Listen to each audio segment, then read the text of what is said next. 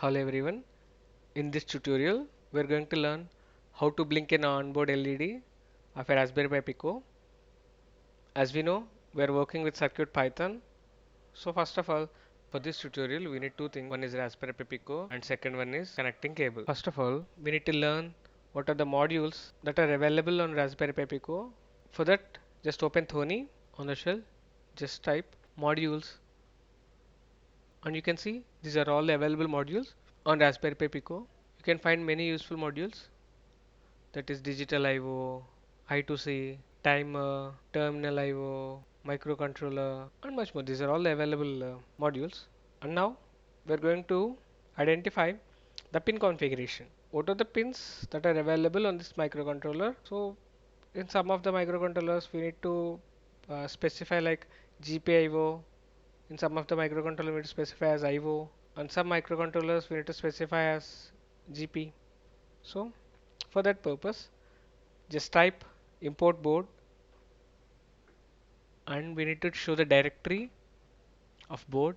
You can see all the available pins here. If you want to write the code, we need to specify these pin numbers only. It is ZP0, ZP1, ZP2, ZP3 and so on. These are all the available pins. And at the same time, Raspberry Pi Pico has onboard CPU temperature sensor, which is connect A4. Okay, that is we discussed later on. This is the pinout diagram of Raspberry Pi Pico. It's a GPI was 0, GP1 and so on. It has V bus, V system, 3.3 volts enable pin and 3.3 volts output pin and the ground pins and several I2C pins. A02, A3, A4 channel is as I said earlier, channel A4 internal temperature sensor and it has a built-in LED which is connected to GP25. Okay, you can find onboard LED which is connected to GP5. Now come with the programming part. For blinking program, we need to do a couple of things. Just first, as usual, import board, and next we need to blink. We need to specify the time. So we need to import digital I/O pins.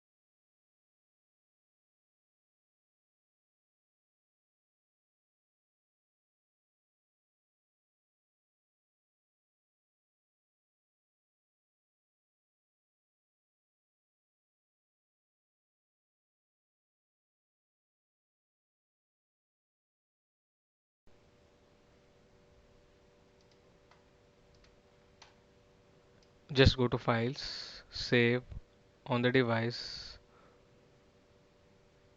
It's like blink. Okay, it's yes. And just run the code.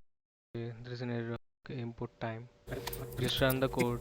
Now you can see on the right side of the screen, the LED is blinking. This is the one way of blinking. It's a very regular one. Then go with another program.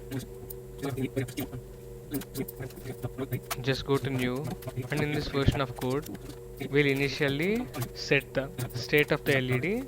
After entering in infinite loop, I am continuously toggling the LED state. That means previously if it turn on, it will turn off, and the loop is continuous for every 2 seconds.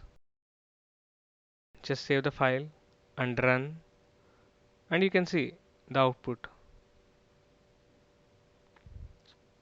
For every 2 seconds, the state of the LED is just toggled. In these two examples, we are using time.sleep. That means the controller is wait for us and it does nothing. We are going to write the code without using the sleep function, or simply you can say that I don't want to wait, I don't want to create a delay function here. In this code, I'm going to create a variable called interval, and we are storing the current time on the previous turn on time, and we are continuously monitoring the current time with the previous turn on time.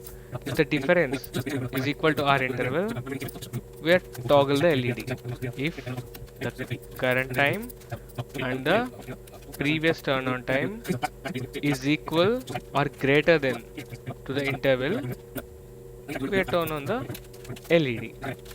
So this is the one way of blinking an LED without using delay function or simply a sleep function. It is very helpful when we are working where the time is very precious and we are multitasking.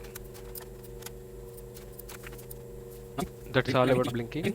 We learned basic blinking program with a delay, and we learned the toggling, and we learned blinking without sleep function. And now we're going to read the onboard CPU temperature, and we'll continuously monitor it.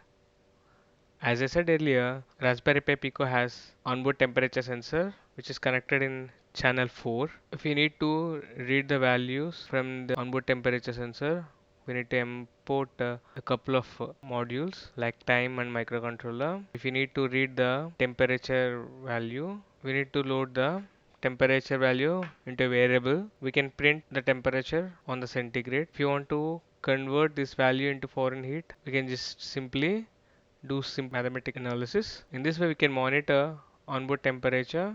Thank you.